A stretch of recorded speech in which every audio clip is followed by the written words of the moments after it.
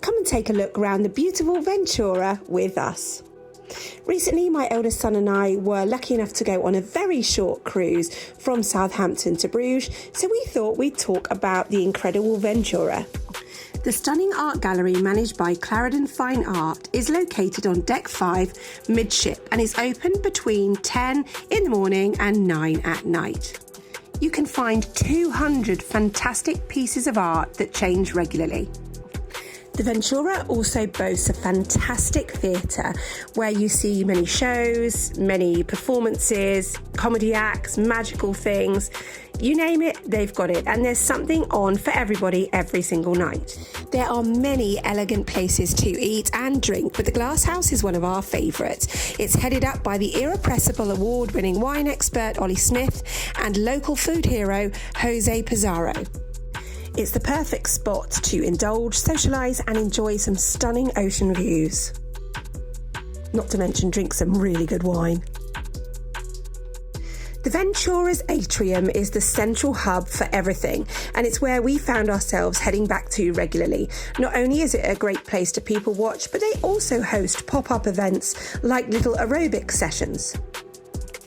And if that's not enough exercise for you, you could always head to one of the many pools on board. The Laguna pool is the largest and the most lively, while the Beachcomber pool offers a retractable roof and a little bit more of a relaxed atmosphere. The adults-only pool is a great option for a more quiet and refreshing dip, but of course you have to be over 18. There are 4 swimming pools on the Ventura in total. Now, there are many dining options that are included in your original fee, but if you actually wanted to try one of the specialty restaurants, you will have to pay a little bit of an additional cost.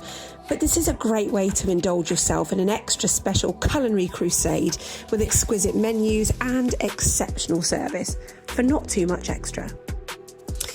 The Ventura has a promenade deck located on Deck 7, and this is a popular outdoor walkway that wraps the entire way around the ship. This means that it's really nice for leisurely strolls, but also for people who want to jog and burn off their specialty dining calories. It's also a great place if you don't have a window or if you don't have a balcony to wave off when you sail away. The Exchange is where many people go if they want to have the kind of real ale, good old-fashioned pub feel. It's also a great place to enjoy the sports events, and of course next to it is the Fortunes Casino. So if you like a flutter and if you like a bit of sport, then this is definitely the area that you are going to want to visit. I've got to be honest, it was a bit noisy for me, but everyone seemed to be having a great time. The Ventura itself was actually launched back in 2008, so by today's standards it is kind of an old ship. But I have to say, although it felt a little bit older in its design, it was incredibly clean and very well kept. And even though it feels quite small by today's standards, it can still accommodate over 3,000 passengers and has 15 passenger decks. That means that there are 1,546 cabins, and as we've talked about before, a range of entertainment like theatres, bars, lounges and specialty dining events. Now, I know that Josh and I, and if you followed us, you can see that we've been to Sindhu, the specialty restaurant, and we did partake in a few cocktails, which of course do come at an additional cost. But it is important to say that you could get on a cruise and spend not one additional penny. There is so much food and drink available for you for zero cost. There's tea and coffees in your rooms, there's juice at breakfast time, there's room service available to you, and even when you get to port, if you actually use the P&O free shuttles, you could literally get out in another country and not spend another penny. I think for us as a neurodivergent family, it's also important to say that when we cruise as a family, we don't do all the activities together. Somehow it feels way safer doing this on a cruise ship than it would do at an outside resort. And I don't know why it feels that way, but it just does. There have been many times that my husband and some of our children have gone off on a massive walking tour exploring various different countries, where Archie, Herbie and I will actually just stay on the boat and enjoy what's going on there and maybe hang out on the top deck if it's sunny enough. I have said it before, but I'll say it again. For me personally, and of course this is only my opinion, I don't feel that the Ventura is designed for really small children. Unless you were planning on putting your kids in the kids club all the time, which is absolutely your right, and if you know they'd love it, good for you. Our kids couldn't do that, so our younger children would have definitely been a bit bored on the Ventura on this particular cruise. But now our kids are getting older, I think it's an ideal cruise venue for them because there's enough activity to perhaps keep them busy, but there's also enough of a relaxed atmosphere that me as a parent carer, I can head off to the gym, I could head off to the spa if I wanted to. There's stuff that I could do that doesn't necessarily involve them. So for older children, I think this is a great ship. Speaking of the gym, the Ventura has a brilliant fitness studio that includes the latest equipment and gym technologies. There's a techno gym innovation. There are skill mills, skill rows, free weights, exercise bikes, all techie, but simple enough for me to use as a not regular gym goer. There are also multiple fitness classes, and if you want to kind of enjoy the wellness aspect but without putting in any effort, there's also a fantastic spa that can be used. Although it is important to say that the spa is an additional extra, but the gym is free to use. Now, if you're like me and you like to have a good wander and you like a bit of quiet, obviously being a content creator means the less people in my videos, the easier it is for me to edit.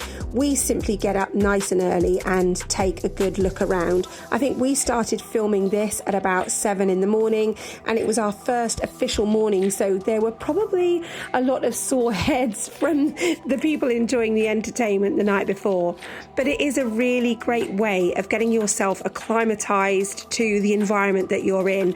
And as neurodivergent parents, we know that it's so common our kids are up really early. Not to generalise, but from the mums and dads and the parents and the carers that we speak to, that does seem to be a very common fact.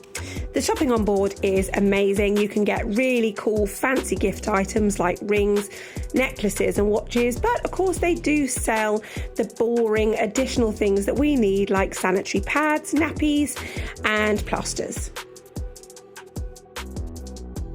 The Atrium is also where you will find the Costa coffee, and although you can have a coffee to drink in and they will give you a mug, they do encourage you to actually bring your own travel cup. Not only does this mean that you can walk around the ship with your coffee far easier and they're not going to lose all their cups, but it's also good for things like norovirus, just making sure that you're not spreading too many germs or making yourself more likely to be poorly. So we definitely recommend that a sealable travel cup is the way forward when visiting Costa there. Next we head to the Cuban themed nightclub called Havana's. This venue is where you'll find lots of lovely live music, a really lively atmosphere, some salsa dancing and a range of entertainment like DJ sets and cabaret shows. This is located on Deck 7, the aft of Ventura. There's also a really cool section where there are loads of cars, and we videoed this for Archie, which he loved.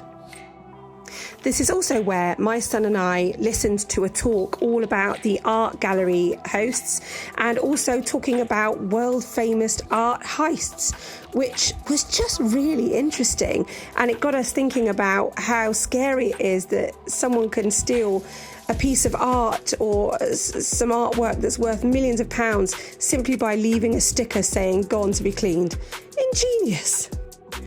All in all, we absolutely loved our first trip on the Ventura. In fact, we loved it so much that we are actually going to be heading back again for another short cruise this time next year.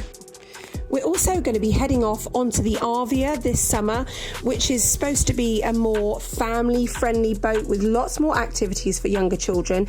And we will, of course, be sharing all the facts, the highs, the lows, the good, the bad and the ugly with you, our followers. Thanks so much for watching. So if you've enjoyed this content, we'd love you to follow us and join us on our community. We want to share our life's journey being a neurodivergent family, whether that's on holiday, at home or in school.